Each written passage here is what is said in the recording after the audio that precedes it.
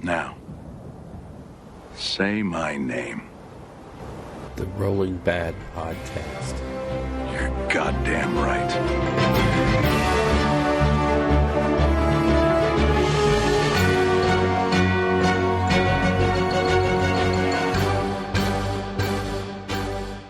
Coming to you almost live from our well-isolated and 6-foot minimum distance war room in Rio Rancho, New Mexico, it's the Rolling Bad Podcast, episode number 95. 96. 96. You know that if you put it on there, I'm going to read it.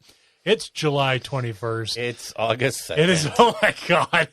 And I'm your host, Elric Templar, shooting his great edge. With me today is... Bill, oh my God, these Necrons need something. Castello. Oh, boy. Wow. So I forgot to change two things. Flailing wildly out the gate. Jeez. You know, you're right. Can't believe you expect me to remember what day it is. What a jerk. Yeah. All right, Bill, let's do a show. What have we got? What's going on? We're going to talk about some parts of the game's work. Let's introduce ourselves to the listeners. Yeah. Show them how we got here. And then we'll talk about first edition AoS. And no points. So I got into the game about... Oh, just kidding.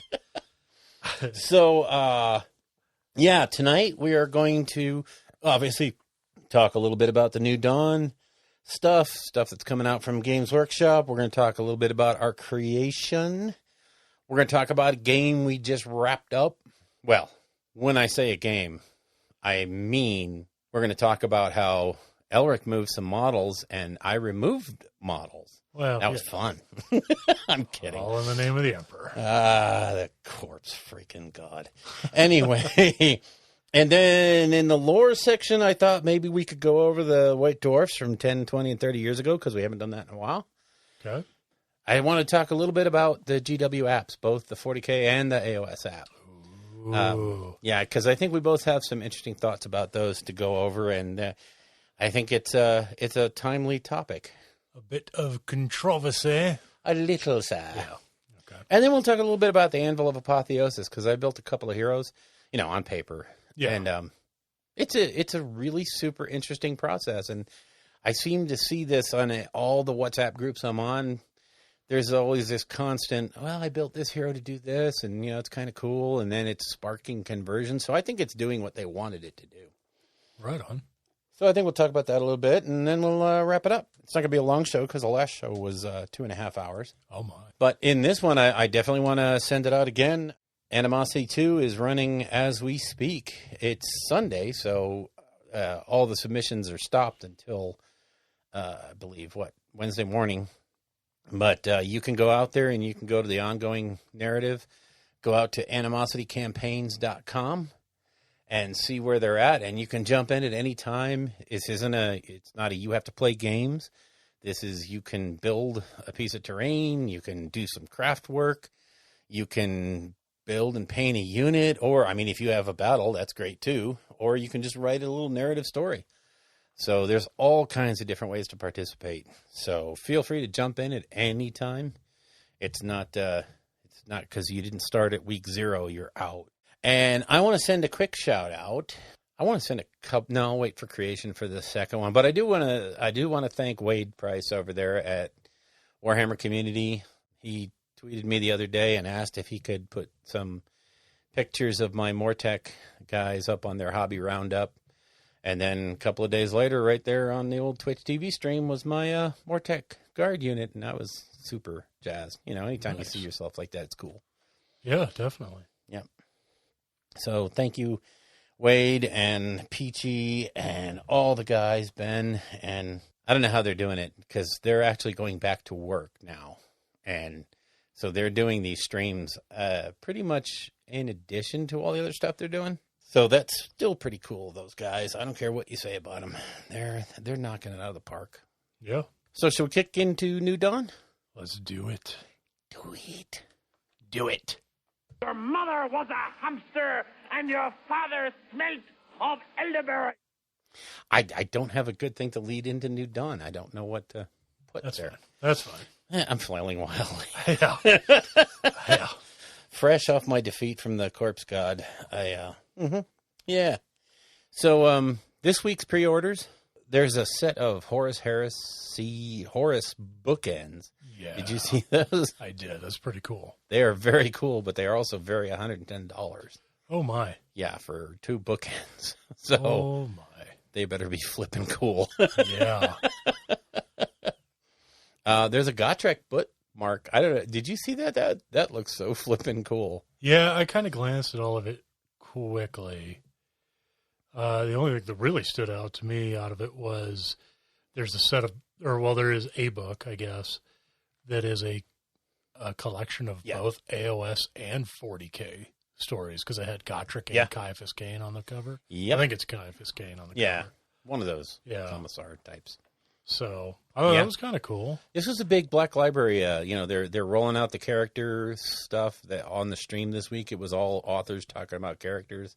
So they're trying to push this police, the crime novels, which honestly, after listening to that stuff, I do want to get, because it promises to be more of that everyman life in the future, not, Dante and Horace or Abaddon and all the major players, but this is Joe the schlub on Hive World, whatever, who's never left his hab block,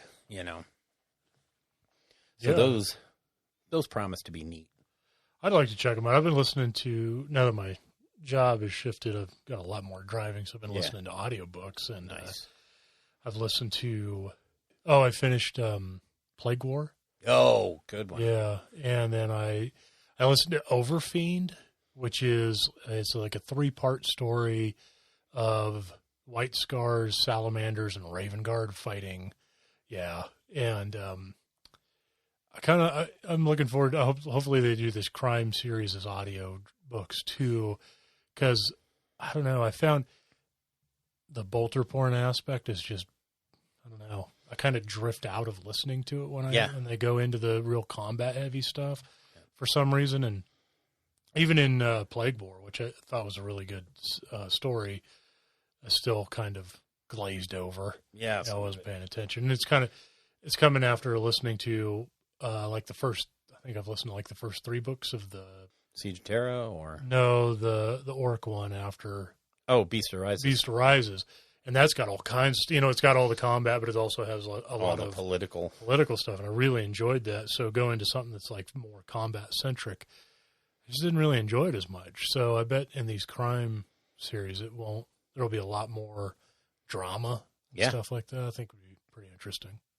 I think if they come out a little bit like, the Eisenhorn or the Ravener, where, even those stories are about incredibly powerful people, but they did give you more of a glimpse of life in 40K. Yeah. And I think these crime novels are really going to drill down into that, because these people are not heroes in any, sense of the 40K.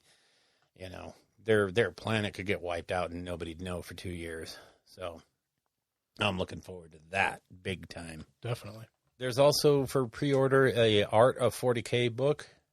I have to believe, judging from the cover and from the quick peek inside, this is all about the characters. The last Art of 40K book was kind of more of the scene, the setting, the whole panoply of stuff. I think this one's going to drill down more toward the more renowned characters. That seems to be the focus at the current time. So I ordered that just because it looked fun. And then, of course, they had the Night Lords triple set with the slipcase and the absolutely gorgeous. It was everything I could do to not order that. Oh, my God, that was so gorgeous. And it's, I did my usual first 10 minutes. I was like, nah, I have all those. I don't need that. Right. Oh, I got to get it. And by the time I went back, it was gone. Wow. So, yeah, that sold out in like 20 minutes. I mean, it was numbered. I mean, I think there was only 2,000 worldwide. Yeah.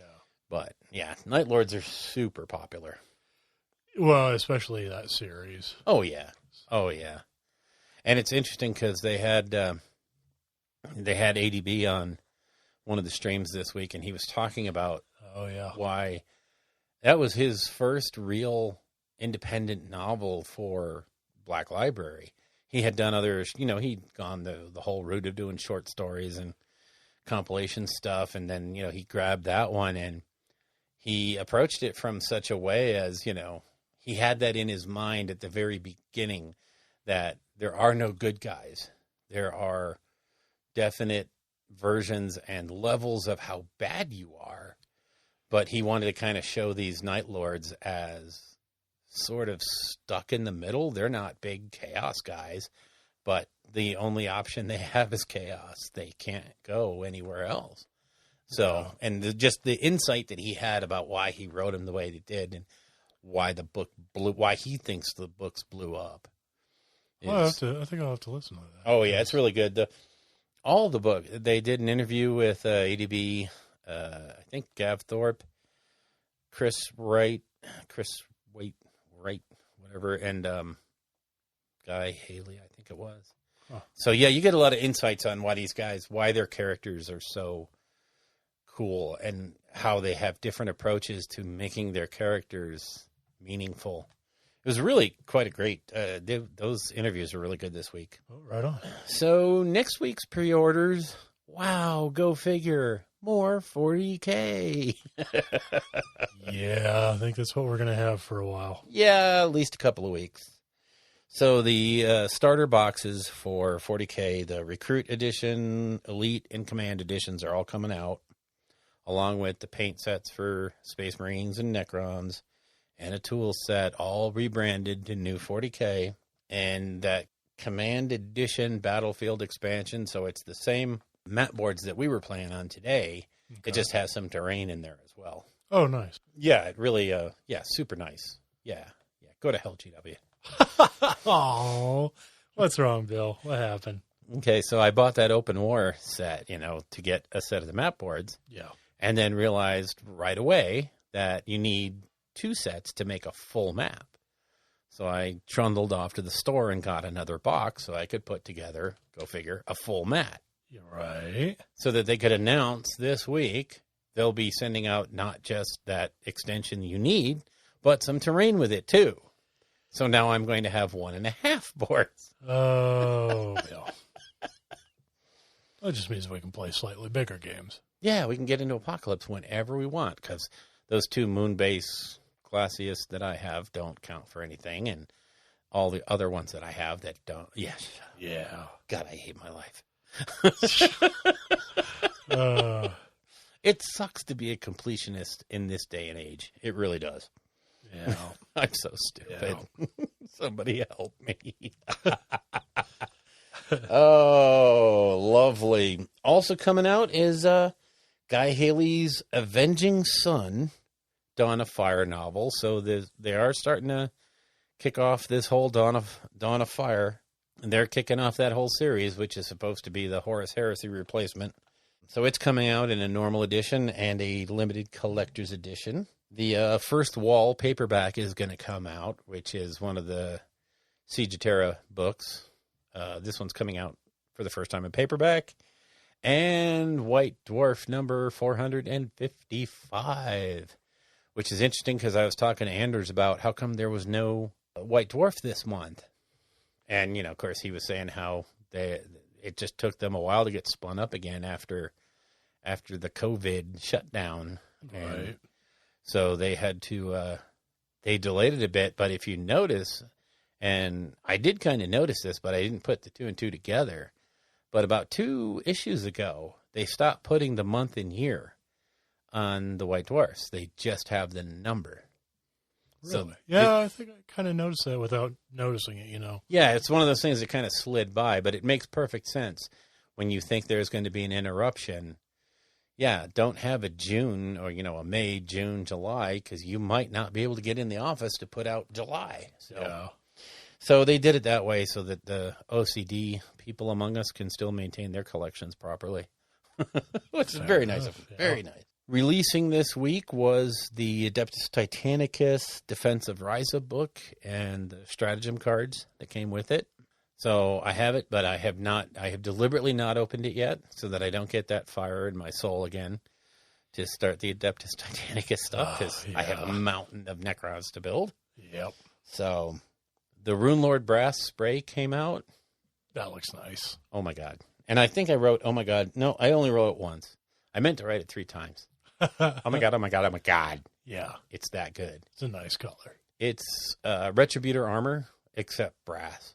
Yeah. The coverage is Sweet. phenomenal. Very smooth and shiny and Just gorgeous. So for my Necron army, all of the, all the Canoptech stuff, the construct stuff is going to be that brass color with, obviously highlighting and other stuff, but it's going to be mostly that color, whereas the Necrons that made the biotransference are all going to be based lead belcher and built up from there, so that there's some real visual differences to what's a Canoptic and what's Necron bio, former bio.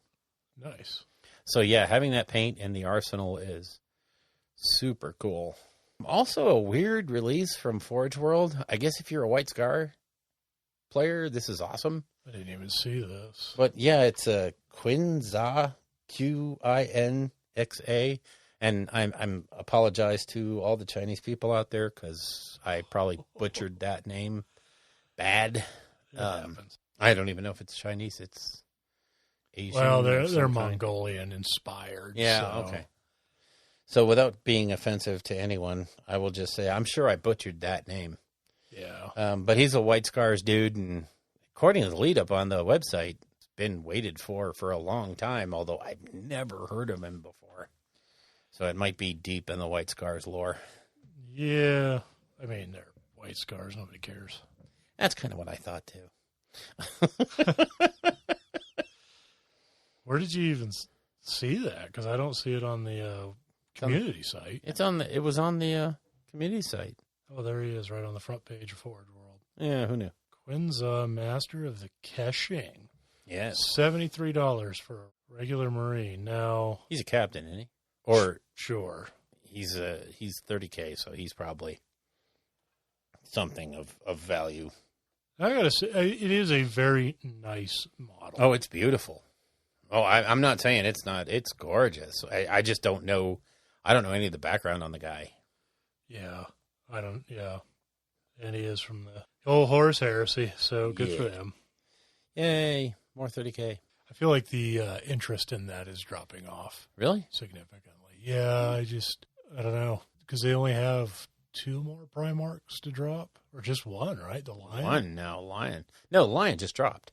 Aren't they done? No, No, there is one more. I don't remember who has to drop, because Lion just dropped. It's not. Dorn's out already. I don't remember who's who. So no, the Lion is not done. No, he is. I did not read him. He's Well- not on their website. He is somewhere because they had the big thing where he was previewed and released during COVID. Oh, okay. All right, that covers all the new stuff. Let's go into creation because we created stuff. Yeah, we've been doing a little bit of hobby. Yeah, we did a little bit of hobby. What have you been up to? I made a promise to myself that I wasn't going to do anything else until I finished the Mortek guard, and that included basing and everything else. So I got those things done.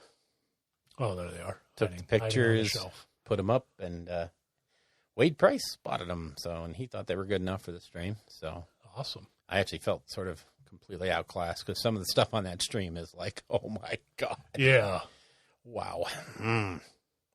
So yeah, I finished up those. And then I built Illuminar Xeras, the Necron character model that came out with Pariah. Yeah. And- Gorgeous model. Yeah, however, I was ready to pack in 40K for good building that model. It is so fiddly. And I mean, it goes together great. If you follow the instructions, it does go together super easy, but getting all the fiddly bits to interact with all the other fiddly bits, like that little globe that he's carrying in one of his left hands, Yeah. that looks like it's just an orb of swirling energy, is made up of 3 different parts that all interlock from different arms. So just getting it to fit, you sit there and you look at it and you're like, there's no way that works.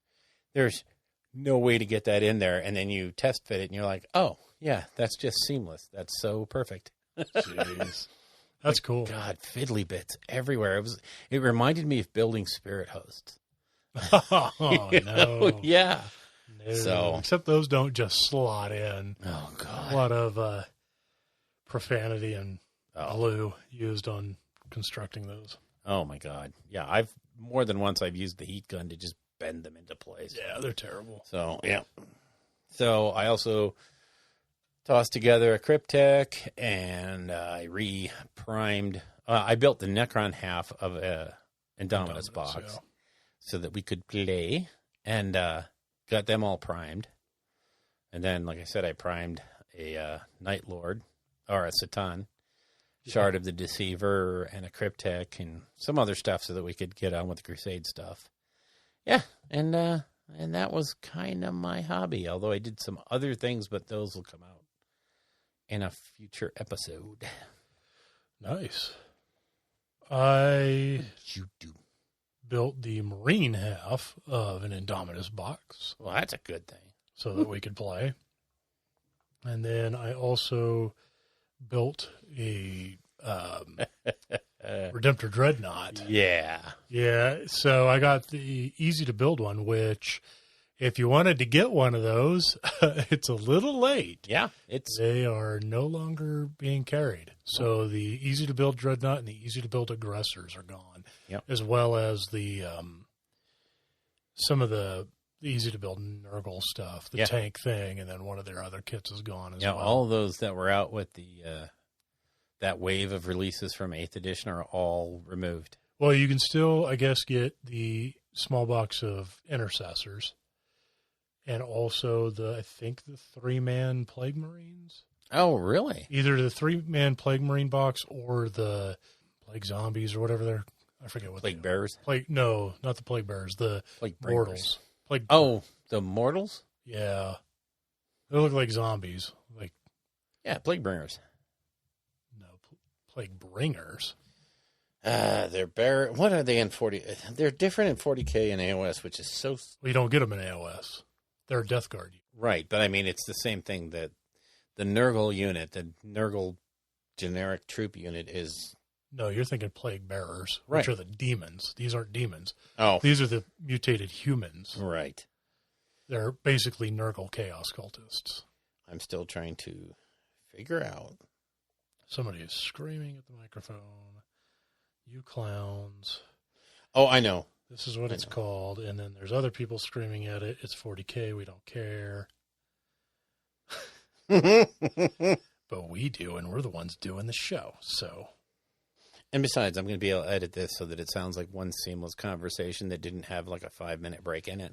yeah, people don't really understand or appreciate your ability to make us sound intelligent. Poxwalkers. Poxwalkers, That's thank what they're you. called.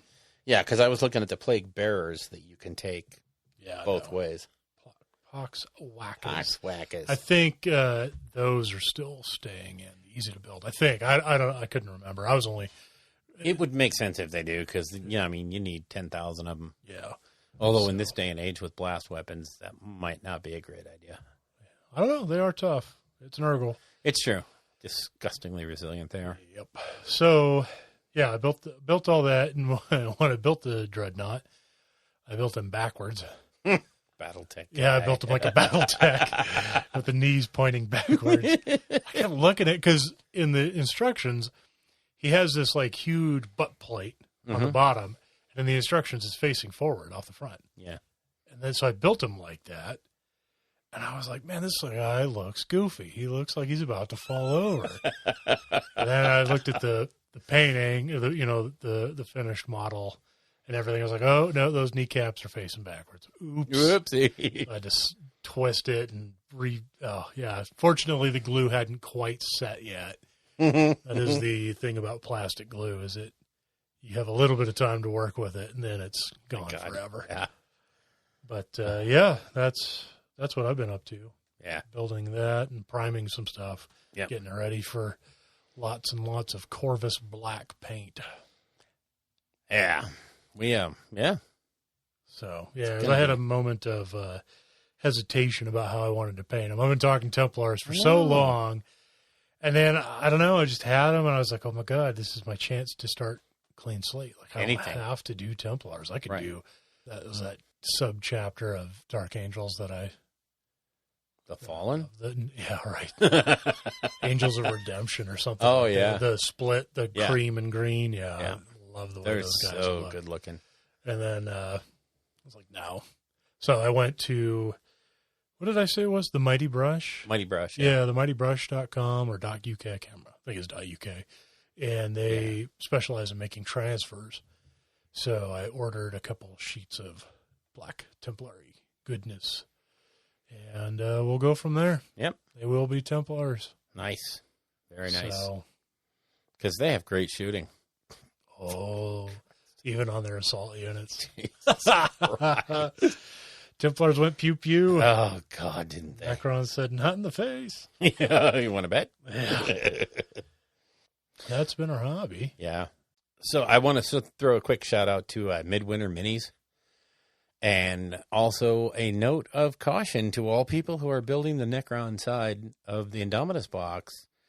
Don't just cut everything off the sprue and, clean it up and get the mold lines off and then think you're going to have an easy time putting it all together because they're super simple. No, each arm goes with each weapon and fits into each body in a certain way. So follow the numbers, folks. Midwinter, he has a great video on there about he made up his own dynasty for Necrons, and he shows how he cut everything off the sprue and made a pile and then went, oh, this is bad. Yeah. Like, no slight against him or whatever, but, I mean, that's kind of how these models have been designed for quite a while now. Quite a while now, yeah. There's some weird... It used to be, the old Space Marine kit. You just cut everything off because it all fit. That's been a good minute. It's been some time. So, but yeah, it's great. He's hilarious when he talks about it. I love the Midwinter Minis channel. I really do. Super entertaining. So, shall we move into battle? I suppose.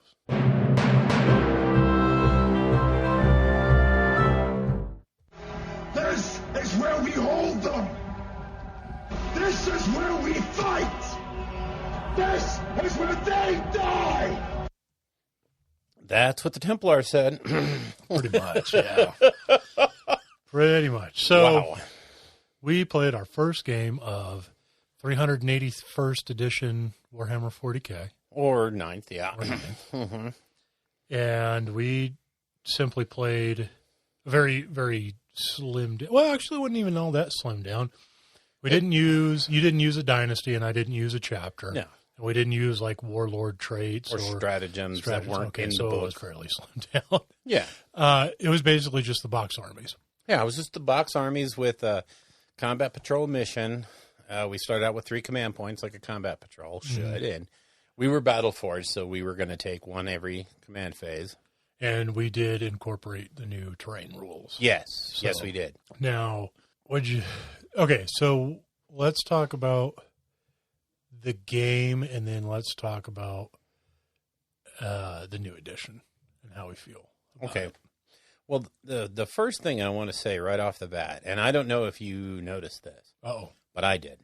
With the exception of taking a big, half-hour break for dinner, we basically played a game that we were completely unfamiliar with and haven't played in well over a year, looking up almost every other rule. And we still knocked it out in an hour and a half, 2 hours. Oh, wow, yeah. I didn't snap to that. Mm-hmm. Now, granted, we didn't use stratagems and stuff. Well, we used we used the basic rulebook stratagems. Right. But, we weren't using some of the crazy army faction stuff. It was just basically the Indominus box against itself. Now, we also didn't have any psychic power, so I don't know how that would have slowed it down or added to it or whatever. I don't think that much, really. Okay. The Necrons will never use psychic stuff, so. No, that attitude. Well, the Black Templars won't either, so. Why are you trying to dictate my narrative, Bill? You are just really... Just kidding. I am really trying to look over my glasses at you, but these are the wrong glasses. Yeah. Well, you get lots of psychic powers with your towel. Oh, wait. Yeah, I do. Man. God, I'm building those salamanders. Oh, Yeah, I was God. going to say, you're pigeonholing yourself kind of hard here. I am taking the whole Librarius with me. Honestly, this is a totally side thing, but this is why, a while back, I wanted to play Tzeentch so bad. It's because of so many armies in both 40K and Age of Sigmar, I never used essentially magic. Magic, yeah. And I was like, man, I just want to lean hard into that. I don't, I'm not looking to be crazy competitive with it or whatever. I just want to sit here for 10 minutes rolling spells. Yeah. See what that's like. Smiting somebody off the board, Right. Yeah. I mean, it's crazy. Just that overall first impression was, here we are, and I don't want to say brand new to the game because we know the concepts, and that is huge. Sure. We know the very basics. But this is an edition we've never played. Right. We played one game of 8th. I think we played 3. I actually found my journal Oh, okay. that we wrote, and we played 2 games of Orcs versus Necrons. Yeah. Yeah, we only played I think it 2 was games. 2. Yeah, I think we played 2 games of 8th edition. I mean, the rust is real. Yeah. And we managed to nail that with a dinner break in just really a couple hours. Now, here's a And question. a lot of setup time, too. Do you think that benefited us so that we weren't tripping up over rules from a previous edition? Because I'll be honest, I had true. not legitimately played 40K with a level of consistency since like 5th or 6th edition. Yeah, my last real exposure to playing regularly was 7th. Yeah. I did not get a lot of games at 8th in, Yeah. even though every one of them was super enjoyable. And I'll say one thing, I got my butt handed to me, and I really enjoyed that game. Oh, yeah. Yeah, definitely. I mean, I know the crazy part is I know what I did wrong. Mm-hmm. And I know how silly it was to charge those guys, but I needed to see it done. And I honestly didn't think that your thing worked if you got charged as well as... Oh, yeah, Shock Assault. Yeah, Shock Assault. That kind of sounds kind of stupid that you would get that benefit if you're charged. So That's how we roll, baby. yeah, so you have to be shot off the board. That's all there is to it. So, Yeah. And so you went first, advanced a little bit. I should Yeah. not have gone first. I Right. should have said, you go ahead and come to me, bro, so I can shoot at you. Especially since we were playing long ways, which really wasn't that long since It's we're not playing that on much a half diff- board. So 44 by 30, so an extra 14 inches. Right. Yeah. And then I just kind of ran up on you and chewed you up Mm-hmm. bad. Yep. Turns out eradicators are disgusting. I led that unit with the Scorpec Lord. Right. Instead of having him behind. Yeah. That was, I let you shoot him off turn 1, and that was it. They were pretty much eviscerated after that. Yeah, pretty So. rough. Pretty rough. That Yeah. flank was mine. Mm-hmm. So, But honestly, I wanted to see all the different parts of the game work. I Sure. wanted to see what happens when the Necrons charge. I honestly did not. I thought Shock Assault was written that it's when you charge, you get all the benefits. yeah. If I had known or thought about that or read it, I wouldn't have done that. I would have fallen back. So, Oh, yeah. but and let you just have to come to me in the open, and I would have overwatched, where I got benefits rather than you. Yeah. Yeah. I think it probably just would have delayed the inevitable. Yeah, though. yeah, I think so. So that was the game. Not a lot to it. No. We were playing fairly small. Just the stuff out of the box. It was 48 points for you, 47 for me, so Right. relatively dead even. And but the Space Marine abilities are just so much better across the board. It tells me that Necrons are way overcosted. Yeah. Because you're just sitting there popping 30, 40 attacks whenever you felt like it. Yeah. And The thing is this is finally Primaris getting some close combat stuff. exactly. And it's big. Being an assault intercessor has 2 attacks base, 3 with the chainsword, and then 4 in the first round of combat with shock assault Mm-hmm. is 4 attacks a piece, and you only have to be there's no reach Yeah. in 40K. You just have to be within a half inch of someone who's within a half inch. So I had 6 guys, 6 assault intercessors in close combat, and generated 25 attacks because of the sergeant was an additional one. 25 attacks, hitting on 3s regardless, right? Yep. And then being AP1, Yeah. the damage is real. Yeah, going into guys with T-shirt saves. Yeah. Well, Warriors have a 4. No, they have a 4-up. Yeah, it's not Yeah. too bad. when I bring my orcs, that's going to be very different because there's no save on those guys. They will be dying left and right. I think the one that really blew me away were the bikes, the Outriders. Yeah. Having something like 6 or 7 attacks apiece on the charge. It was just insane. They were brutal. Plus the shooting, the speed. That's a good unit. Yeah, it's basically everything Primaris needed. Yeah. And now I feel, especially since the trike, the Mario Kart is coming out for him, which I actually really like it. But I also love them. Have you seen the memes and stuff? Oh, they're so gorgeous. Oh, yeah. Oh my God, I love it. I love the internet sometimes. I hate it too, but I love the internet sometimes. Oh. So yeah, when those drop, and then that crazy turret, the big train thing they're going to get. Oh yeah. The new tank. Yeah. And then I'm beginning to wonder if the land speeder, the Primaris land speeder, if we're actually just seeing accurate pictures of it and it's just super pixelated. That's how it's cast. Yeah. It just looks like it, maybe Mars uses a potato cam STC to make their stuff now. I don't know. I can't believe that GW hasn't just unveiled that thing yet. I know. But anyways, where I was going with this is with this new Indomitus launch and the speed aspect, the combat aspect, we're getting another battle tank. It's just more nails in the coffin of the old Marines. I was going to say, this is just, if by this time you don't see where all that stuff is. And it's all over in the storyline too. Like I said earlier, I finished listening to Plague War. Yeah. And in that story, there's scenes where older Marines are kind of in this mix of bitter towards the Primaris, but also understanding like, yeah, my job is being taken. Yeah. Oh yeah. When I die, there won't be more of me. There'll be more of these guys. Mm-hmm. And your gene seed's not going to more of you. Yeah. And a lot of them, they're bitter about it, but they realize it's for the best. These dudes are just better than I am at everything. I have more combat experience, but these guys will survive longer and essentially accrue more of that. And, I think they're even trying to retcon that a little bit by showing how some of these guys have been fighting for 10,000 years. Yeah, that was confusing. That was confusing. They fight a few battles and then go back into cryo sleep. Yeah. And then they bring them out to get a little more. The main Primaris guy in that story was put there before the Horus Heresy. Yeah. So it was kind of like, well, what the heck?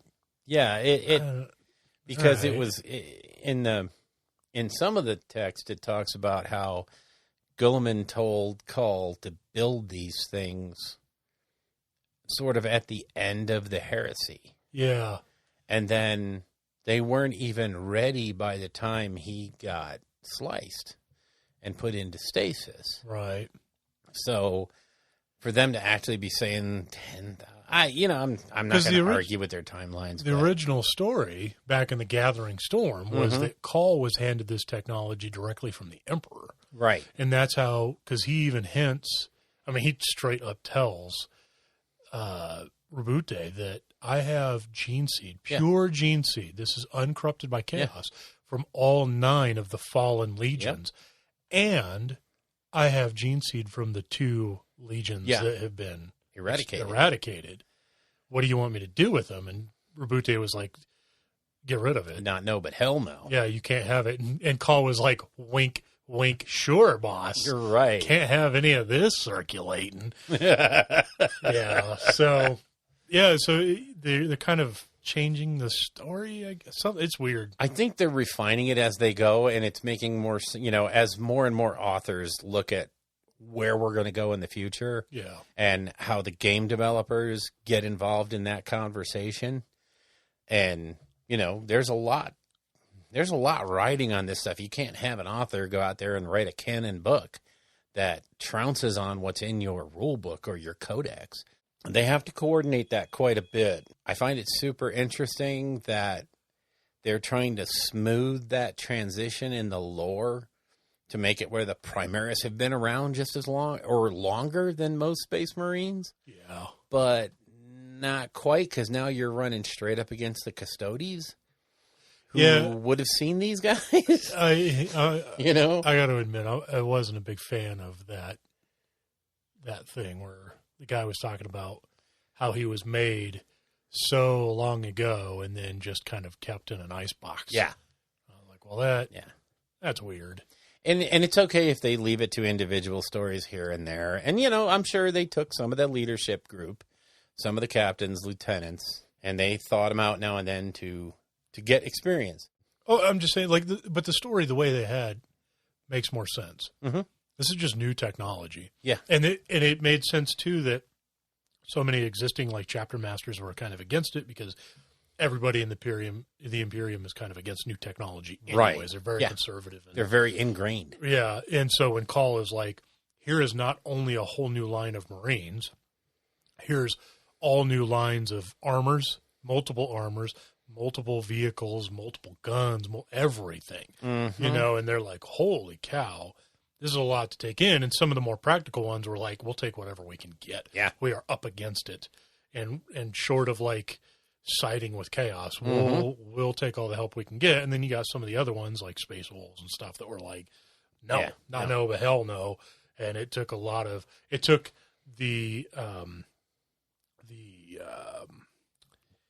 Gilliman and the custodians. Yeah, I was going to say basically it took the political willpower of Gilliman to be like, look, I'm not going to force this down your throat, but you have to understand this is where we're at. Yeah.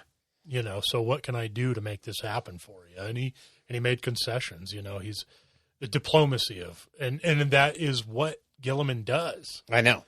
That's why he's shtick. the guy to bring back. Right. So to me, in a way, it kind of cheapens some of that by saying like, well, yeah, that's what they did, but we also had apparently millions of them just sitting. I mean, because they kind of made a reference to that too, of like, there's just so many of them that haven't even been awoken yet. Yeah. Like, well, then really, because like you had the Beast Rise, you had all these threats to the Imperium that have come up over 10,000 years, and you just never busted one of these things out. That seems a little. You know, I mean, there's that passage where Call is talking about how he was not at liberty to release them except under Gilliman's orders.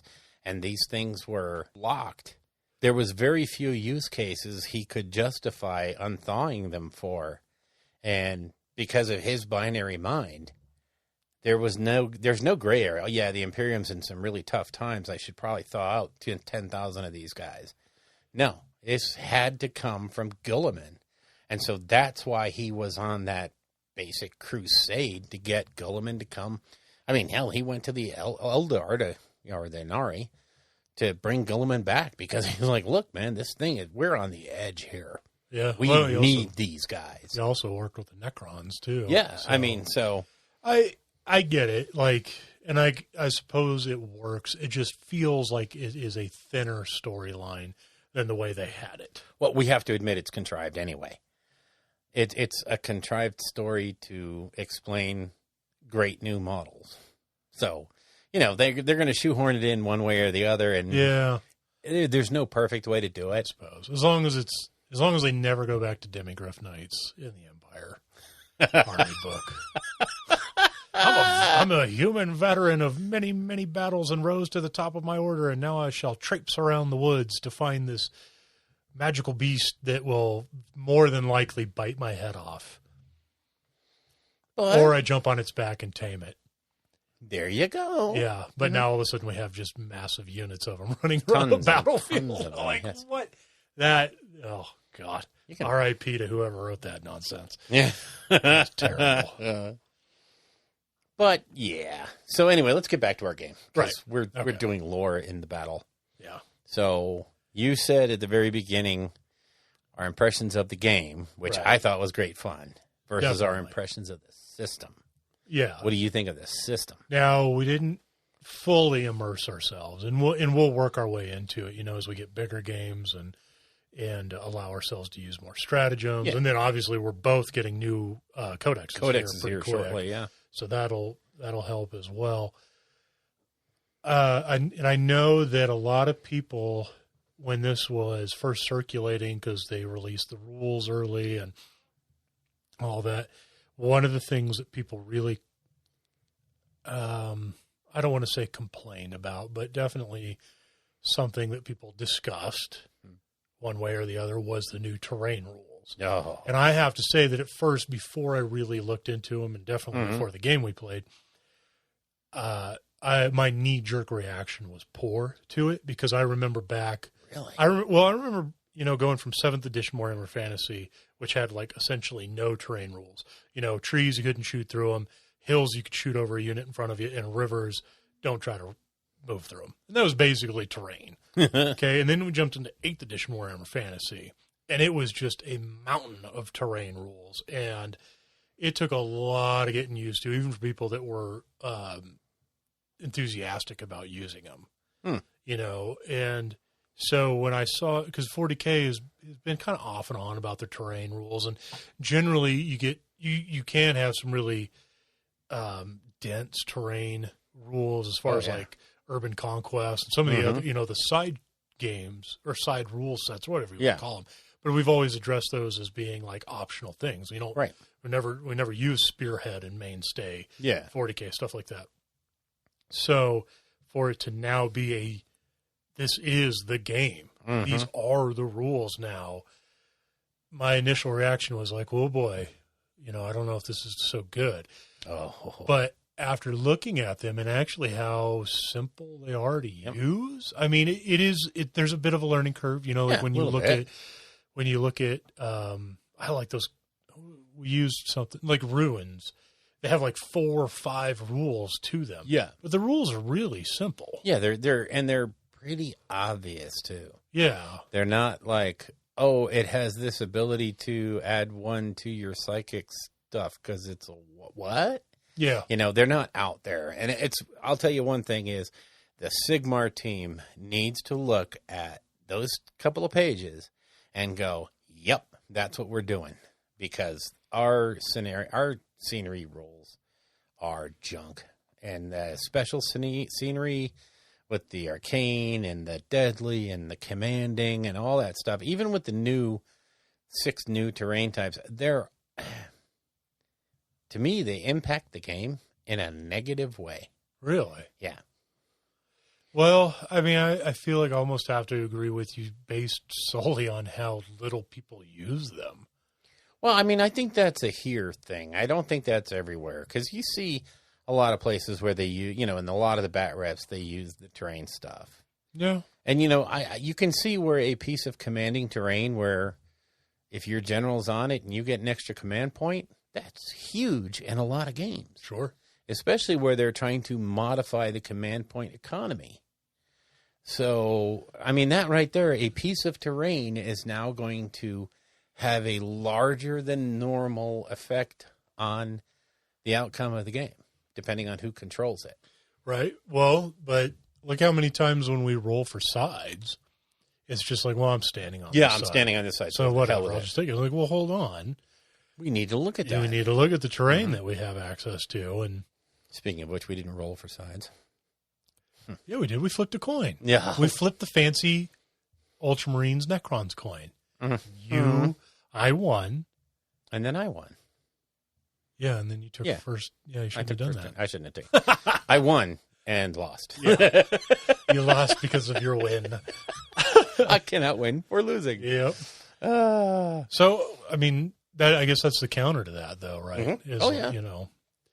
How serious do you want to take all of it? And then when it doesn't work out for you, can you really be like, well, the rules suck? And it's like, well, you didn't play them. I think as we start, expanding our AoS games and start to get more and more in, we've really got to nail those terrain rules and follow them to the letter. But they do have, those entangling, where your unit's held up. That's hardcore. Yeah, that can be the very 6 bad. new terrain things are pretty rough. And the Seraphon's ability to kind of extend that, I mean, it can be devastating. Yeah. So, yeah, it's something that we have to filter more into our games and not just go, I don't feel like dealing with that complexity. So we have to do that. But anyway, go back on. More of the system. So that was after playing the terrain stuff. I like it. There's a couple more out-of-the-book stratagems as opposed to, because the old ones were pretty much just like re-roll a die. Yeah, That's how it it was used to a be. command point reroll and then the battle shock. Or, Yeah. Morale. So now now you got quite a now bit more. Overwatch is a command point thing. Which, yeah, that's a huge change to the system. And I'll say one thing, it sped the game up quite a bit, not having to sit there and shoot at Yeah, it every did. time we made a charge. Did. Yeah, that's huge. I don't And know now that I did it because I used it once. You did? When you charged 10 warriors into my assault intercessors. I was like, all right, well, I'll Overwatch. I'll burn the command point. Mhm. And ultimately, I killed one warrior, but I don't know. Is one warrior worth a command point? Now, if I had like 3 aggressors with Flamestorm gauntlets. Well, see, that's the other thing, too, though, is if it had been the Scorpic destroyers charging, yeah, one's huge. Yeah. That's a big change. Chipping Or away. if it had been on the flip side, you charging me and I could get shots off. Mhm. That's huge. Because each one of your Marines is 6 attacks. So, Right. yeah. So, yeah, it adds an extra level of tactical awareness to it. And one thing I'll say I love in this system versus AoS is the command point to ignore a morale test, or in AoS it would be a battle shock test. In 40K, you can use that once per battle. In AoS, you use it whenever you damn well please. As long as you have command points, you can say, heck with battle shock. Oh, wow. I didn't realize it was a once per game. Yeah, that one is a once per game. That to Wow. me is a lot better. I'm not saying, I'm not saying they need to make these changes in AoS. AoS works the way it works. It has a Right. different flavor. And,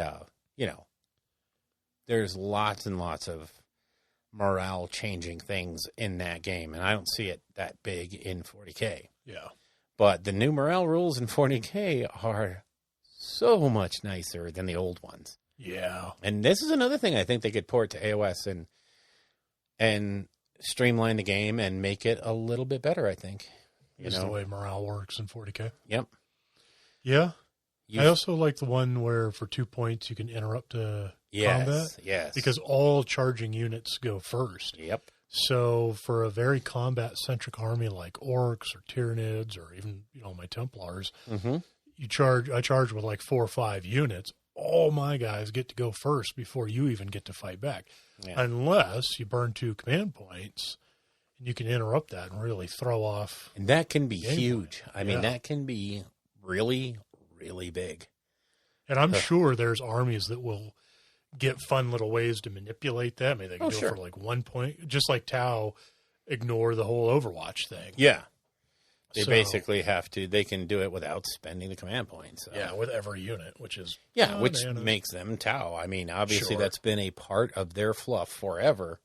So, yeah, that's huge. Yeah, And they have to shoot because they don't fight and they don't have psychic powers. Yeah, so. no. And I like you said, I think those are all of these things are strings they can pull Mhm. to give flavor to the different Space Marine chapters and the different races and factions and what have you. You can do all these different things. You might see Eldari with something like, maybe like Lumineth Realm Lords. Whenever they select a unit to fight, they select 2 units before it alternates. Oh, yeah. All kinds of little strings they can pull. Here's a question for you. Now, well, I guess it already somewhat exists with faith points for sisters, but I was going to ask, how long do you think it'll be with these new 9th edition books coming out that there will be some kind of resource management for a 40K army in the way that you have like Ether Gold for KO or whatever the heroine is for Realm Lords. And I think there's the only 2 that have, off the top of my head, Yeah. they're the only 2 that have something similar to that, a 1 use per unit resource that you have to monitor. Do you think we'll see something like that in 40K? I think probably in October when the Necron books come out, you will start to see that where everybody except the poster boys. I don't think Space Marines will get a currency Yeah. because they have it across the board. I think everybody else will have a currency they can spend. The Orcs will get WOG points, and the Eldar will get Soul Stones, Oh, man. Can you imagine if and Orcs Necrons got will get something? Blackstone, huh? If Orcs got something like the Big Wa Yeah. in Orc War Clans, Well, where they generate points as they get. Oh, that would be kind of cool. the currency system, it's a game design paradigm that's out there now, Mm-hmm. that in order to individualize and to internalize your faction, they should have something that they do that no one else does. And this is why you're seeing it in all the AoS factions. Everybody has something they do. And it's usually neat, and it's usually not game mechanic breaking. Right. And I think in AoS, none of them really are. I mean, you have the Ossiarch Bone Reapers with their, the RDPs. Oh, yeah. The recently dead points. And I'm sorry, I always just fall back to that. Yeah. But yeah, you have Ether Gold, you have Gold, you have Up Gold, Down Gold. You know, everybody has something, but it gives you that ability to manage something that the other guy cannot interrupt and he cannot affect. Yeah. And that gives you that feeling of ownership, of making decisions and personalizing the faction to you. Yeah. You see it in all the great board games. There's something that you're able to do that other people can't do. Yeah. And so you see that it's a paradigm in game design, and I believe you'll see it in 40K because it's too obvious. Yeah. And I think I can't remember exactly how it works, but I think it exists in some capacity already with the Sisters of Battle. With They the way have their faith faith points points. work now. Yeah. I think it's like a pool or something. I don't know. Yeah. I'm gonna sound like a They have moron. they have more like they have faith dice. They have like Zinch That's dice. right. Yeah, that's right. It's And, similar to yeah. Zinch dice. And then they can use those in specific instances, and that's their currency. And I think you'll start seeing that pervade the system. Yeah, I'm definitely up for having like a log pool Yeah. that builds as orcs fight more. That would be sweet. Well, and that's the whole thing is in AoS, there's methods where people can mess around with your command points. People can mess around with certain people can just shut off spells. Certain people can just shut off your ability to do other things. This is something that nobody else can affect unless you're playing a mirror match. Well, or it's very limited, right? Like Slaanesh has the ability to dictate how combat operates, Right. the order of operations in combat, but so can Deepkin for one turn, and so can I think there's somebody else that can do similar. And then you see like little aspects of it here and there, like Tree Lords in Sylvaneth can stomp you, and you have to fight last, Right? And stuff. That is something that you see here and there in different armies. Having a currency management system for your faction is and I mean, I think they've really done a great job of changing the currency so it's not the same. It used to be summoning points, and I think that was their first test. Was everybody got summoning points? Yeah. No matter what, you could summon. Well, that went over like a lead balloon, because it didn't work and it wasn't personalized. So now, I mean, I was watching your games last weekend with your Ether Gold for the Caradron, and the judicious application of those is key to getting the most out of your units. And there was nothing Randy could do to change the Ether Gold layout. In the same way that there was nothing you could do if he had been Starborn, there was nothing you could do to change his just deep striking points. And summoning. Yeah. That would have been, I think that would have been way more rough than the Coalesced. Yeah. When he said he was playing Coalesced, I was like, okay, sweet. Yeah. There's a lot less to have to manage on the board. And be afraid of. And I think that's where Coalesced loses a little something to Starborn. I mean, I know they get a lot of benefits, and they are very, very good. Let's not kid ourselves. Tougher monsters, they hit harder in combat. They hit hard, and, so I mean that's their currency. Your currency is you're just damn good at this stuff. Yeah. But I think when you have something that you have that nobody else can mess with, it's a great game mechanic to have. And I hope to heck they're bringing it to 40K. Sure. So now that every time we talk about it, we go on a tangent like a bolt of lightning. We are all random directions.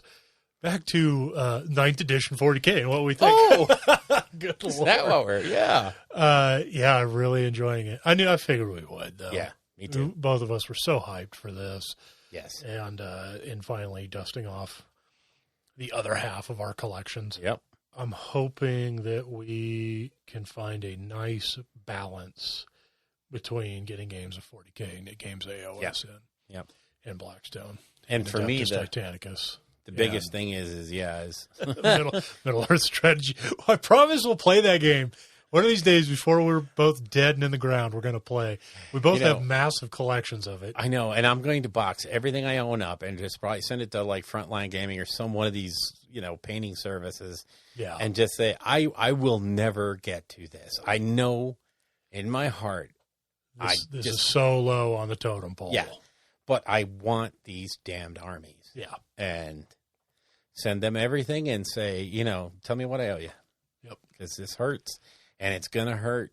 It's going to make me weep. But it's the only way we're going to play. Yeah.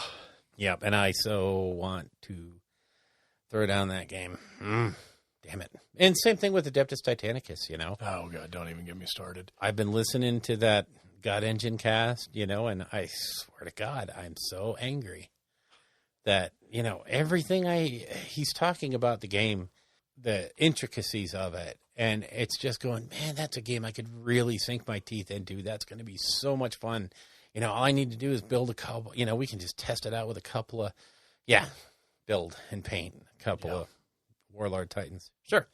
Let's get right on that. My thing is with Adeptus Titanicus, because we already dipped our toes in it with Aeronautica Imperialis. Oh, yeah.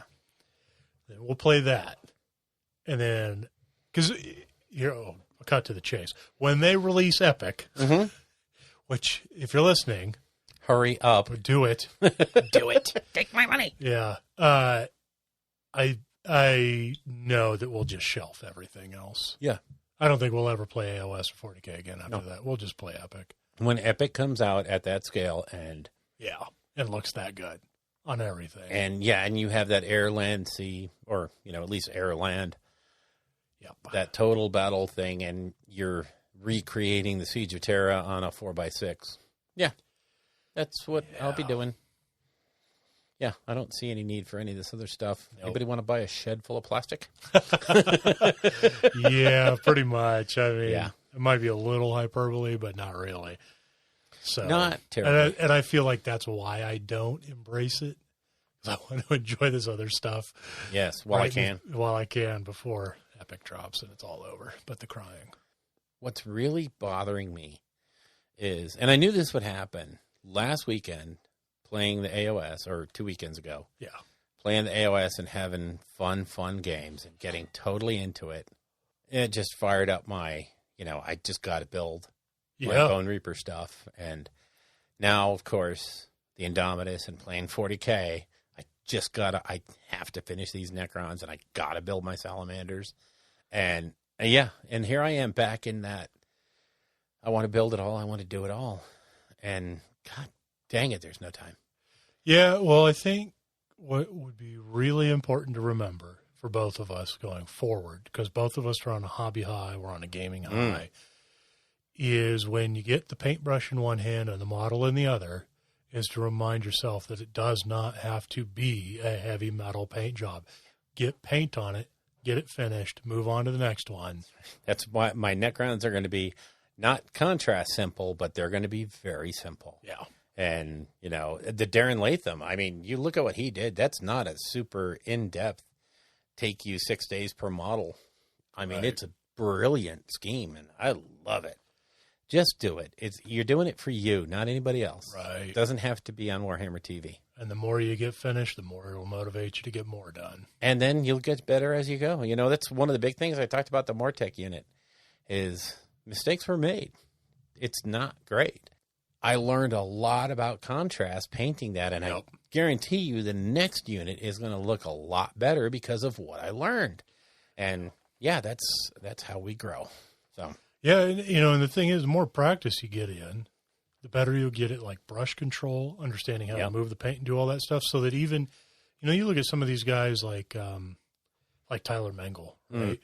Even when he does very simplistic paint jobs, it looks really good because he has the brush control. It's like his edge highlights are insane. Yes. They almost look like they're like photoshopped. They're so even and clean. Yeah. And that's because he's been doing it for so long that he can take even something that's a fairly simple paint job and make it look fantastic. Make it look like it's... Which you can do, too, if you just get the practice down and you keep moving that brush. And what's funny is all the guys who are good, the Tyler Mengels, the Martin Orlando, all those guys who are really, really good keep saying, you can be that good. It just takes practice. And, it's the truth. We're waxing again. So in our battle segment, and then we're going to quickly flip into lore, and you probably won't notice the change.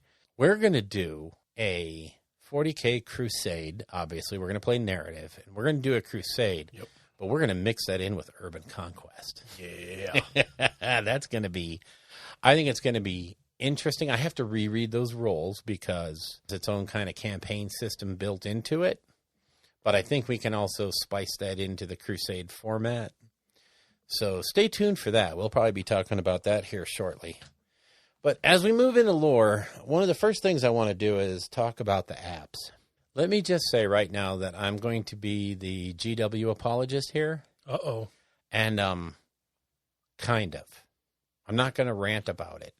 I'm not going to get up on my soapbox and say how you are a freaking models company. Don't try to be something you're not, especially in a day and age when people expect something from an app that you're not ready to deliver. Arrgh.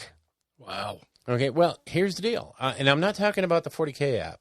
I'm talking about Azir and the AoS app, which to this day, if you breathe wrong, it closes your book. Okay? Now, I mean, honestly, you cannot tell me that no one at GW has ever noticed that, golly gosh, this app closes books the minute you hit something, and everybody talks about that. Right. Now, as far as function goes, the Azir app, I think, is pretty darn good, except for the fact that it hasn't been updated in a while. Well, that's because the two guys that work on apps are working 96 hours a day trying to get the 40K app working. And I don't even know if they have an in-house app development team. They do. Okay, so that poor one dude Yes. needs like 46 helpers. Now, I talked to the guy who does the stuff, but that was at Adepticon a couple of years ago, so I don't know if they've expanded the team or what, or if it's still just the one guy. But it's too much. Now, I'm going to say, as far as the 40K app goes, I downloaded it when it was available for iOS. I never had a problem with it. It did exactly what it said it was going to do. Right. It gave me access to the rules, the data sheets. Is it the perfect format? Not really. Is it completely usable? Hell yeah. I mean, I didn't find anything wrong with it. And I know it was pulled down for a day or two. Right. And then put back up because I guess it had some pretty serious issues under the hood that I never saw. But I wasn't using it like constantly trying to push it. Yeah. My issue with it was that when I would try to log into it and put in my information, it wouldn't let me log in. Then Anders over at the GW store said, no, you have to create a new profile. Yeah, new because account. it links you to Warhammer40k.com, not gamesworkshop.com. Or, yeah, Warhammer Community. Right. Yeah. So I was like, oh, okay. Created the new account under that, and it worked just fine after that. So that was a little confusing because, it asks you for your info and takes you to a website. So my go-to was like, okay, well, I'll use my login info from the login that I always do. And yeah. That's not how it works. Yeah. But once I got it working and subscribed and everything, yeah.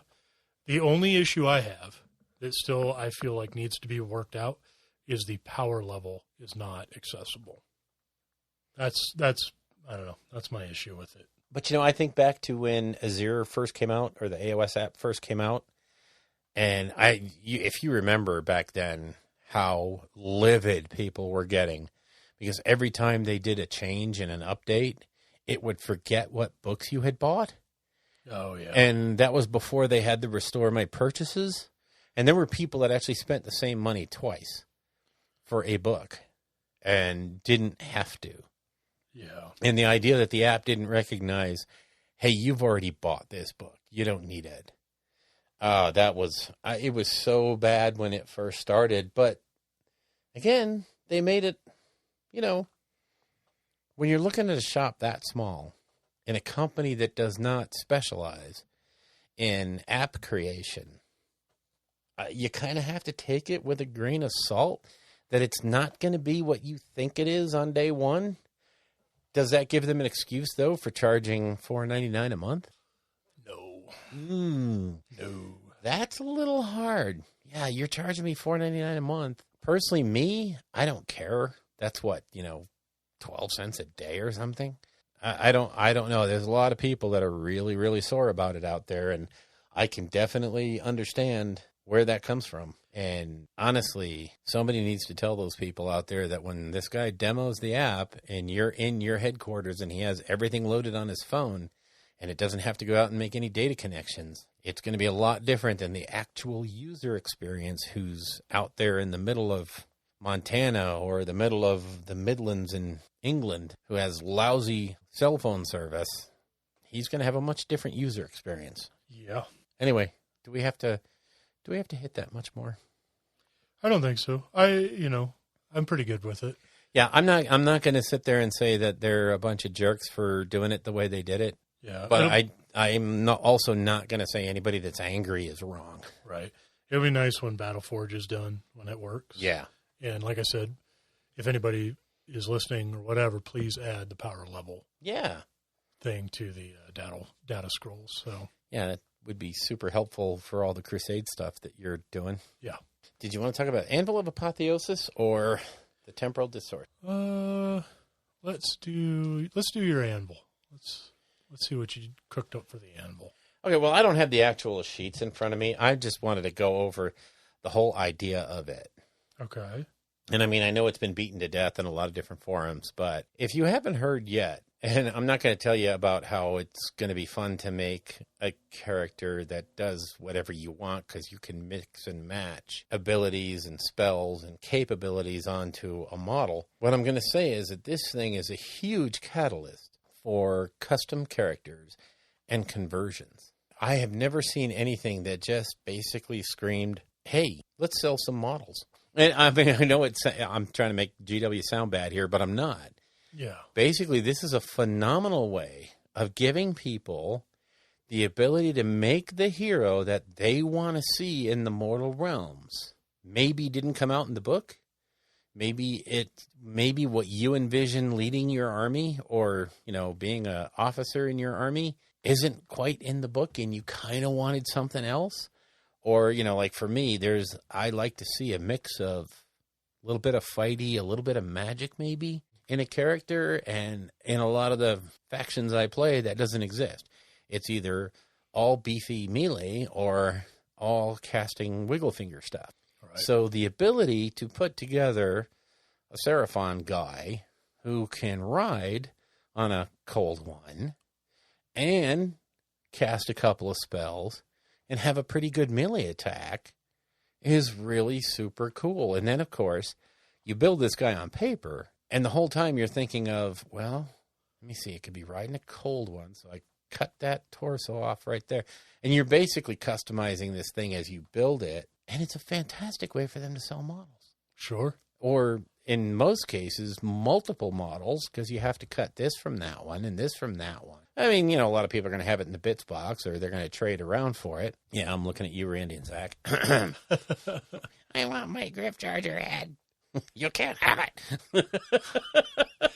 Yeah, I mean, I got to say, I'm looking at how I'm going to get my hands on another box of Gorgruntas because I want to do characters on Gorgruntas now. Yep. And I could do all three. I could do a priest, an orc priest, an orc wizard, and an orc champion, all on Gorgruntas, and add those to our games. So what I really wanted to hit on this is, how long do you think it's going to be before somebody puts out a tweet that says, here's my website, type in your custom conversion, and I will give you the quote to build it for you? Oh, I would hope that's already out there. I'm pretty sure. That already exists for D&D stuff. Yeah. You can use their is it Hero Forge? Hero Forge. Yeah.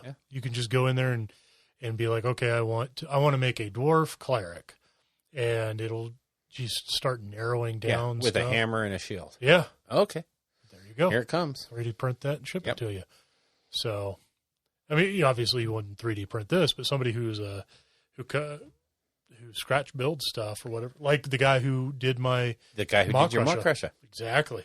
And it's a perfect way, I think, for people to make money in the time of COVID by providing a service to somebody else who, I can come up with all these ideas.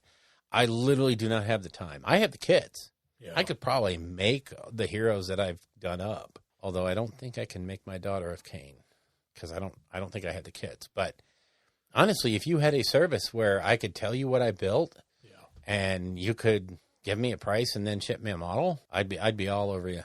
I'm not gonna lie, the idea of having an orc wizard on the back of a Maw Crusher sounds isn't it? Yeah, sounds pretty cool. I don't know if you can actually do that. There are limitations within the Anvil rules, but there are. But you can't make a dwarven wizard kind of thing. Well, no, of course not. So it's pretty darn open ended. I mean, if it exists within your faction, you can do it. If it's not a stretch, like you said, a dwarven wizard, so dwarven, yeah. Most of the other stuff, I mean, if it's there, if you have it envisioned and it just doesn't exist in the book the way you want it to, I'm still thinking of a troglodyte that doesn't suck. But good luck with that. I think I can do it. It might be 480 points, but it happens. And it's not Lord Croak. So, yeah, I mean, I know a lot of other shows have talked about the Anvil of Apotheosis and how it actually works.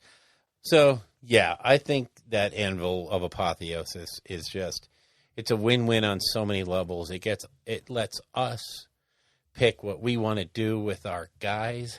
It's going to let maybe a little cottage industry grow up of people that make the guys for other people who might not have those skills. And it's going to sell models for GW because those bits ain't cheap. It's like a win all the way around. Yeah, pretty much. So I'm keen on the Anvil of Apotheosis. Yeah. And I know I've seen a lot of people putting, what they've designed out there. And I mean, some of them just look so cool in the ideas of what they need, what they want to fill out, a leader in their army. It's so cool. Yeah. Anything that makes creativity happen is cool in my book. We're running pretty long. We'll do a quick temporal distort on the White Dwarves. All right, so 30 years ago. 30 years. 30 years ago. I remember this issue as well because the cool knight riding the dragon on the front. That is such a heavy metal. Yeah. Cover. Oh, yeah. Not heavy metal. I'm talking heavy. No, you remember the old 80s? Movie heavy metal. Yeah. Yes. That screams 80s fantasy. You betcha. I don't know who the artist was, but it's a beautiful rendition of a dragon just with a rider on it. The highlights from this issue, I got to say, are pretty comical. This issue is all about Eldar, the old original Eldar. I believe that the Eldar path is examined with descriptions of the many warrior types. So this is where they're rolling out the Aspect Warriors. In second edition. Yeah. Wow. Yep. Aspect Warriors are a 2-page full-color spread giving you painting schemes for Eldar Aspect Warriors. And, the one thing they did in these old books is not only was the pencil art, because this is all black and white art. Yeah. Most of it anyway, but it's just so beautiful. But they give you a lot of color plates in here for how to make things look. Wow, yeah, the old, very two-dimensional. Oh man, yeah. You should take a screenshot of that, or a picture of that, and put it up on Twitter. I really should, because the fire dragons, they look like dwarves with Eldar hats on. I mean, they are so squat. Ooh, did I say squat? Yeah. Oh, yeah. Because also in this episode, and I know I'm probably affecting the great galactic clock, but in this issue is how to play squats in Epic 40K. Yeah. And the whole thing about how to make the battle force, how to make squats were still a thing back then. So, yeah, it was a good little issue. But then we swing forward 10 years until July 2000. And guess what we have on the issue again? Eldar. It's all Craft World Eldar. So the 3rd edition Craft World Eldar book comes out. And so needless to say, this issue is kind of devoted to two things. Eldar, and there's the Great Wolf. There's some fangs, long fangs make their debut in this. So if you're a Grey Wolf player or Space Wolf player, you know all about the long fangs. And this is where they came out. And also this is where they started talking about Third War for Armageddon and the worldwide campaign that went around that. It starts to talk a little bit in here about how that was all going to go down. So, yeah, this is, in this issue, there's also the how to paint the Land Raider, because last issue, they debuted the new Land Raider. So in this one, they were going to talk about how to build and finish building it and painting it. So, cool little trip down memory lane in this one. And if you're a Space Wolf player, this is where a lot of stuff got set in stone. Yeah. Metal I just want to point out real quick, sorry. I'm looking at the back of the 30-year-old White Dwarf, and there are Eldar models that are still part of their current range. Current range. 30 years ago.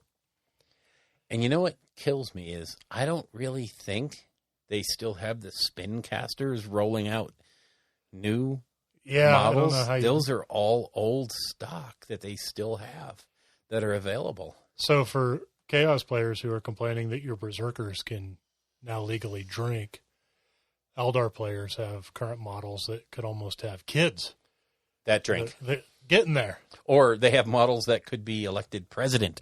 Oh, there you go. Good night.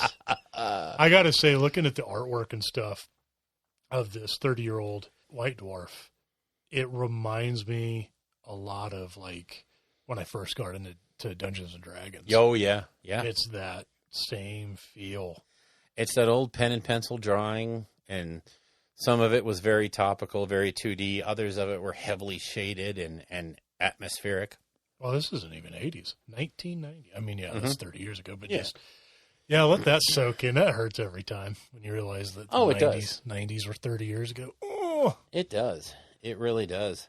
The battle report in this one was, there's two different battle reports. There's a Space Wolf battle report, and then there's a War Master battle report, because they're still pushing War Master in that one. War Master. So anyway, you've got the 10-year-old one. I have the 10-year-old one, and this was a big one. July 2010. Dun, dun, dun, dun, dun, dun. I don't have a drum roll. All the sound bites. Yeah, I know. 8th edition Warhammer Fantasy Battles was rolled out. Wow. This is at the edition that I think finally turned me completely off. It was a very controversial release. Yeah, I bet. Magic was bananas. Yeah, you want to talk about, like, anybody who thinks Age of Sigmar is in a weird place in the meta. Take a little trip down memory lane. Good God, there were some bad matchups back in the day. Now, this book, or this edition of White Dwarf, has just unbelievably beautiful pictures of these old setups, in the old world. And I got to say, like, I don't think you could ever pay me enough to play a rank and flank game again. But just seeing the armies laid out like that, I mean, it's like a touch of nostalgia, and it just looks cool. It looks different than an AoS Battlefield does. Yeah. I think AoS makes more sense. Sure. But seeing the rank and flank Empire guys facing off against demons and orcs and goblins and stuff, it's very cool. And, I would say that kind of rank and flank stuff was appropriate for the world and the time frame. You kind of expected that sort of Napoleonic lineup, first rank fire, second rank fire, that kind of thing. You almost expect it. Yeah, for certain armies, though. Right. To me, it never made sense that orcs would line up rank and perfectly and flank. fight that way. It just, or chaos, demons and Yeah. stuff. Like, there's just They not how wouldn't. they fight. Yep. So, but, big regiments of skeletons or Empire or dwarves, stuff like that for sure. Yeah, especially Mindless Dead. Yeah. Just marching and freaking rank and flank. Now, there's a battle report in here of Azag the Slaughterer versus the Empire. 3,500 points on each side. Wow. Big, big battle. I won't spoil who wins it, mostly because I don't. You didn't read far ahead. Oh, it's very, very much an Orc and Goblin victory. Good Lord. Not a good time for the Empire on that one. Oh, wipe out. And then we still have in the back, even just 10 years ago, how to build scratch terrain. Oh, I know. Yeah. Stuff like that. And then there's a big bit in the end talking about how to convert and build different death models. Well, I'm sorry, vampire counts. Oh. Wolves and crypt ghouls and skeletons and all that. And so, yeah, it's really good. It is all Warhammer Fantasy. There is not a mention. I was going to say, if you bought that issue and you were a 40K player, you got home and you were ticked off. Yeah. There isn't a thing in there with a bolter in it. There is 4 Black Library 40K novels announced in. That's it. Mm-hmm. That is it. Oh, wow. Warhammer Fantasy, Warhammer Online, Age of Reckoning. Oh, my God. Article. Oh, my gosh. I tried that game for like an hour before I completely gave up. That interface was so bad. Oh. The days. Yeah, just looking at this back cover, huge battle between Empire and Orcs and Goblins. And just, I miss that visual. Yes. I do not miss playing those rules. No, I can imagine. Anyway, so. I tell you, I used to love the look of Warhammer Fantasy, when it was all set up on the table and it was well painted. It was a sight to behold. Yeah.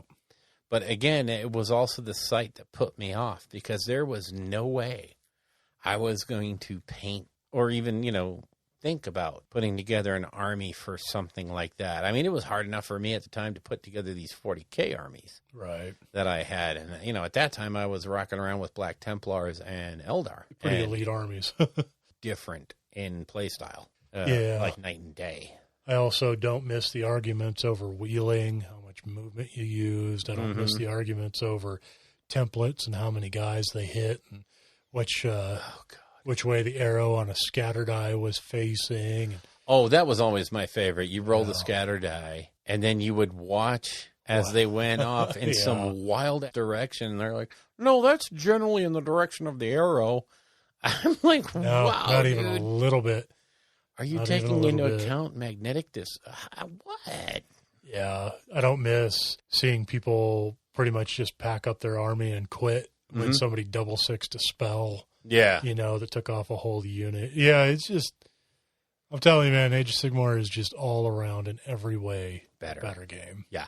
No matter how much it might be crazy and the meta is tilted toward one side, it's tilted. It's not completely off the landslide. Yeah. So. Here's another one for the people that have been playing for a hot minute.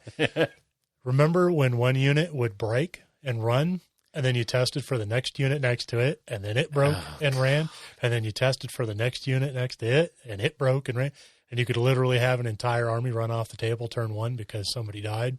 Oh, my God. Yeah, that was fun, but it wasn't. What? Not even a little. Yeah, or you would charge into somebody, attack them, whiff your attacks, they'd kill one more model than you, and your unit would break and run and then not run fast enough and have everybody killed to a man as they consolidated through your unit. Oh, my God. Yeah. Good times. Oh, my God. But, yeah, Age of Sigmar is so broken. The meta's terrible. I tell you. Let me know how that works out for you. Yeah. So.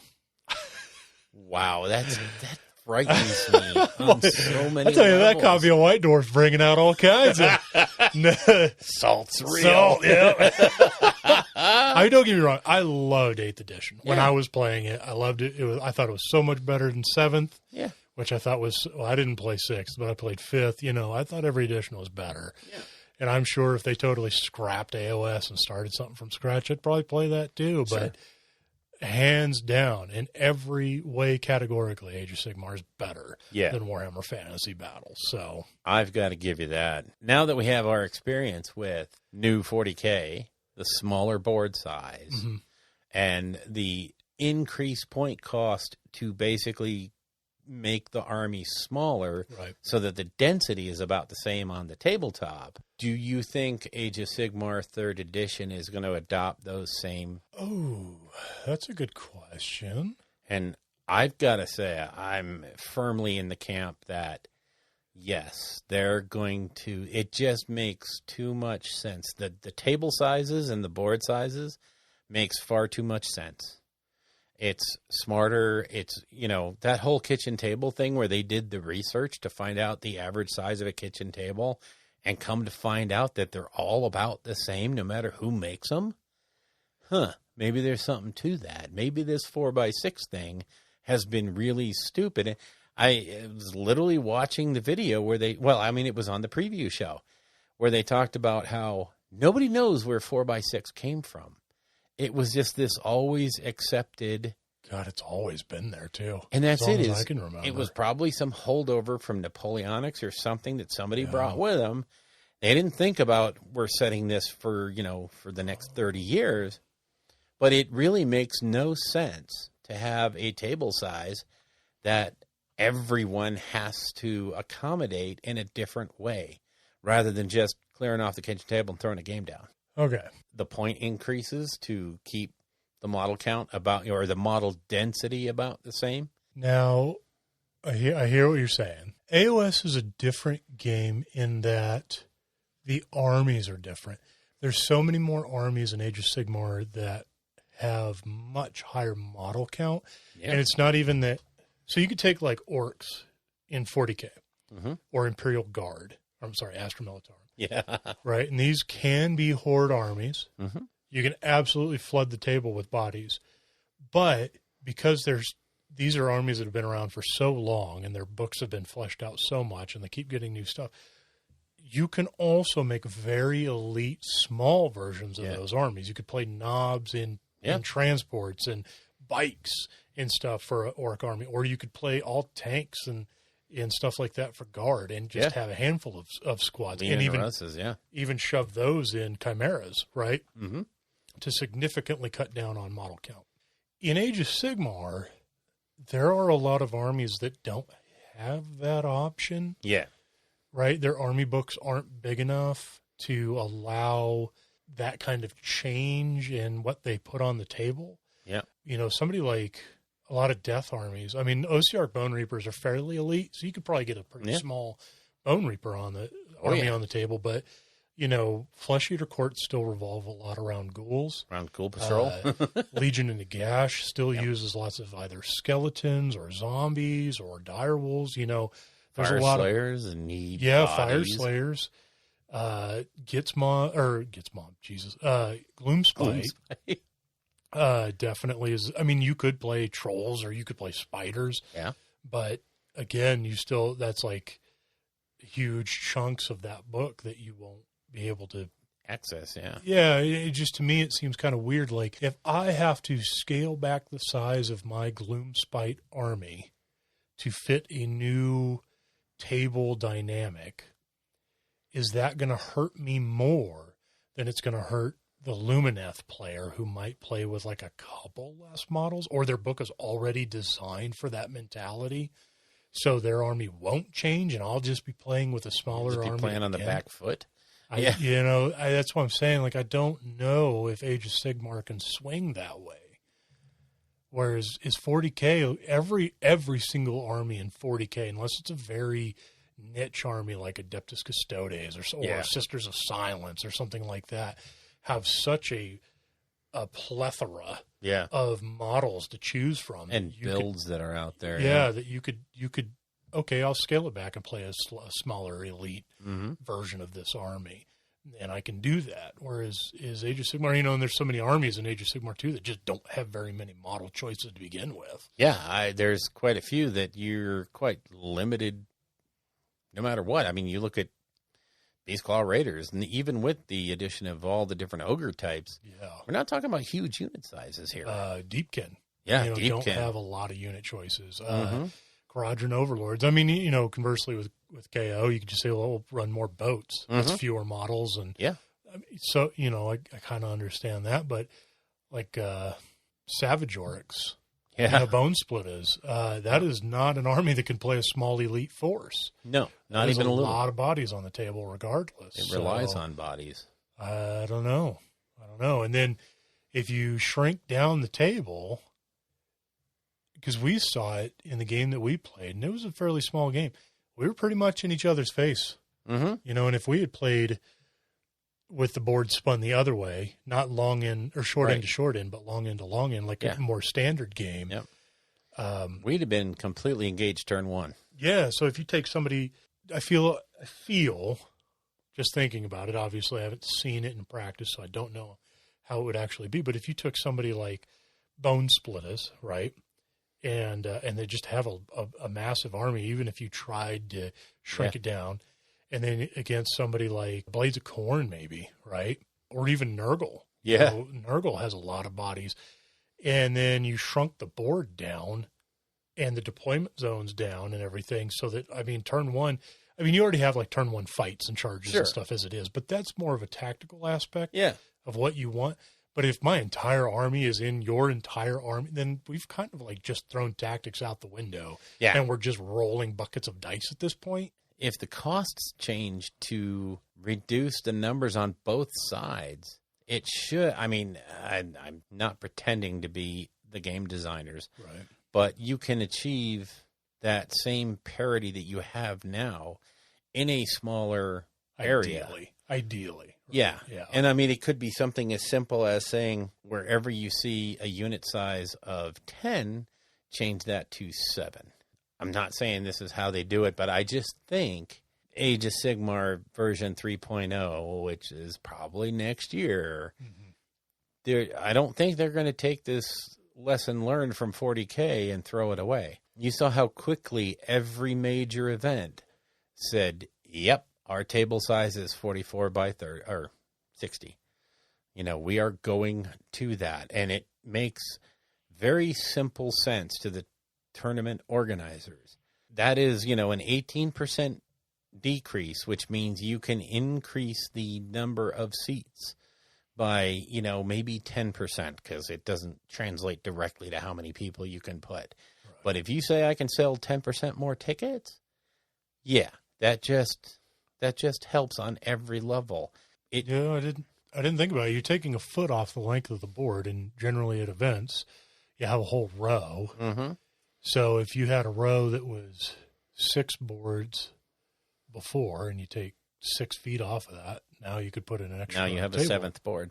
So you're looking at, yeah. Reese was talking about it on one of the FLG shows, one of the Frontline Gaming shows, and he was talking about it's an 18% decrease in size. So you figure, because people aren't exactly 18%, you figure a 10% increase in the ticket sales, and at every level, all the way from LVO down to the 32-man, which now becomes a 40-man. It just helps at every single facet of the deal. I don't know. To me, it just makes sense. And I don't think GW, the logic behind why they did this with 40K makes no difference to AoS. It's simply the size of a kitchen table. The average kitchen table for sale around the world is something that will fit that size. Makes sense. You get the kids that want to play this game, and mom and dad say, okay, but we can't sport for a 4x6 table, even in the basement. We might not have a basement. So there's nowhere really for you to do this. So we're not getting into it. Now, all of a sudden, it's okay. You can just throw it on the kitchen table. Just have it done by dinner. Yeah.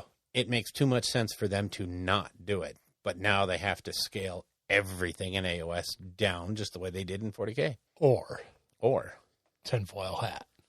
Oh, we have a conspiracy theory alert.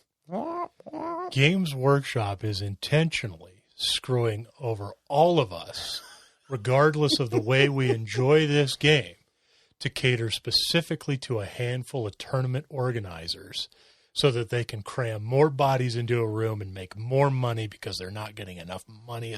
Because we all know that event organizers are just disgustingly wealthy Jeff Bezos' stupid rich. Yeah. I've seen them. They come to their events driving in a Lamborghini stacked on top of a Porsche. Yeah. Okay.